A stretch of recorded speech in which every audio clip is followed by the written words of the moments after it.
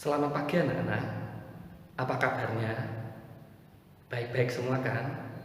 Nah, sekarang kita akan memasuki pembelajaran bab 2, yaitu tentang klasifikasi makhluk hidup. Nah, apa saja yang akan kita pelajari tentang klasifikasi makhluk hidup ini? Untuk itu, perhatikan penjelasan berikut. Tujuan pembelajaran dari klasifikasi makhluk hidup adalah yang pertama, menjelaskan ciri-ciri makhluk hidup. Yang kedua, menjelaskan tujuan klasifikasi makhluk hidup.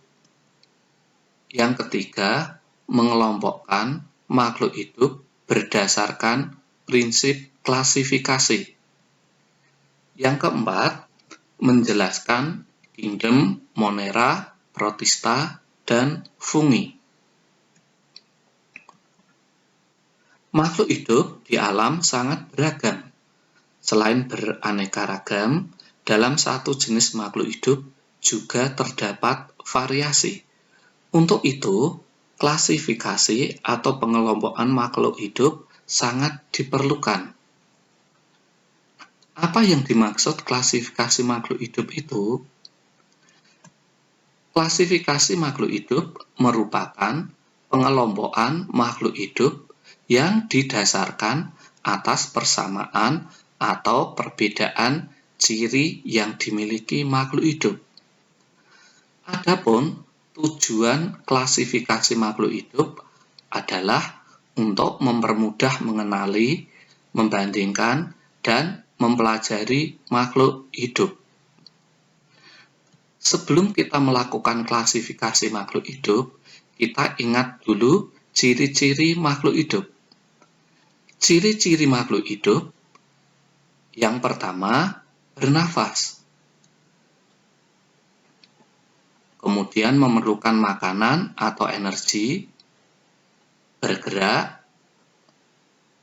berkembang biak atau bereproduksi, peka terhadap rangsang atau iritabilitas, mengeluarkan zat sisa, beradaptasi atau menyesuaikan diri dengan lingkungan, serta tumbuh dan berkembang.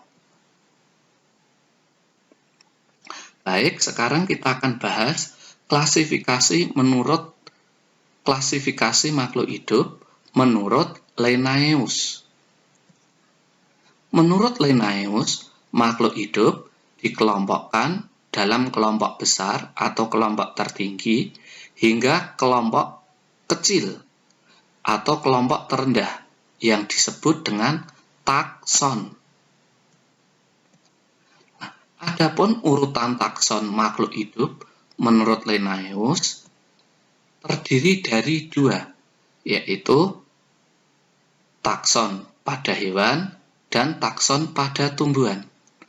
Untuk takson pada hewan, dari yang tertinggi hingga terendah dimulai dari kingdom, phylum, classes, ordo, familia, genus, dan spesies.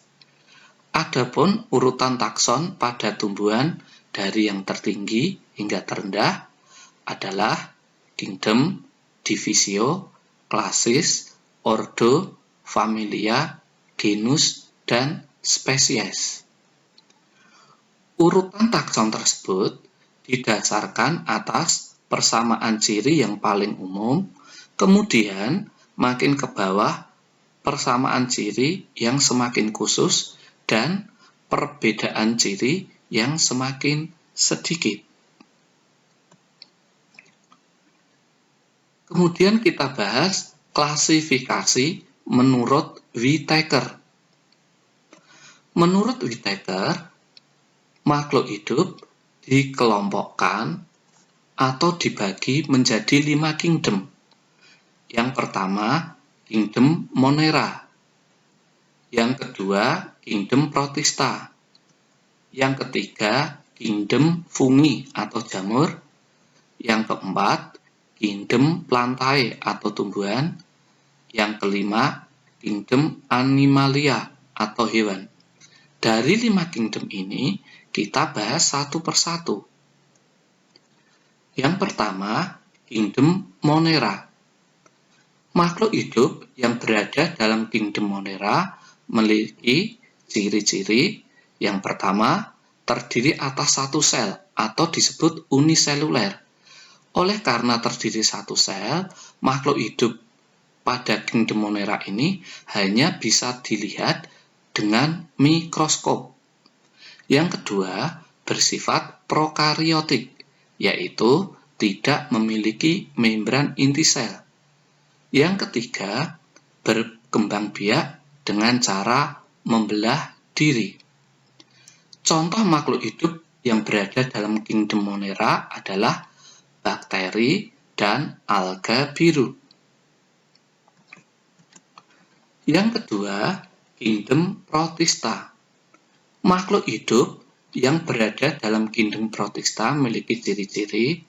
Yang pertama, ada yang bersel satu atau uniseluler dan ada yang bersel banyak atau multiseluler. Yang bersel satu berarti hanya bisa dilihat dengan mikroskop, sedangkan yang bersel banyak atau multiseluler dapat dilihat tanpa mikroskop. Yang kedua, bersifat eukariotik, yaitu memiliki membran inti sel. Yang ketiga, berkembang biak dengan cara membelah diri. Contoh makhluk hidup yang berada dalam Kingdom Protista. Yang pertama, protozoa. Protozoa ini bersifat menyerupai hewan, yang artinya dia tidak bisa membuat makanan sendiri. Contohnya, amuba, euglena, paramecium. Yang kedua, alga. Ini bersifat menyerupai tumbuhan, berarti ia dapat membuat makanan sendiri. Contohnya, alga coklat, alga merah, alga hijau. Yang ketiga, Kingdom Fungi atau jamur.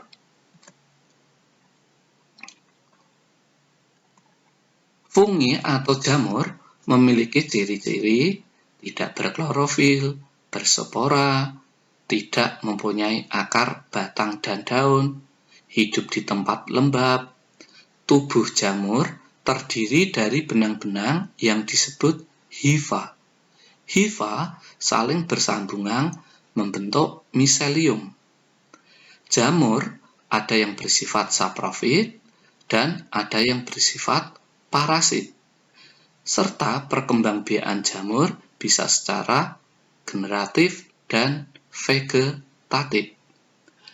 Contoh jamur misalnya jamur merang, jamur roti, jamur tempe, jamur tiram, ataupun jamur kayu. Demikian, kita sudah belajar tentang klasifikasi makhluk hidup sampai kepada Kingdom Fungi. Untuk lebih lengkapnya, anak-anak bisa membaca modul atau buku yang sudah dibagikan. Untuk pembelajaran berikutnya, kita masih akan melanjutkan klasifikasi makhluk hidup, yaitu pada Kingdom Plantae dan Kingdom Animalia. Demikian, tetap semangat belajar, jaga kesehatan, Tuhan memberkati. Ingat, patuhi, dan jadikan kebiasaan.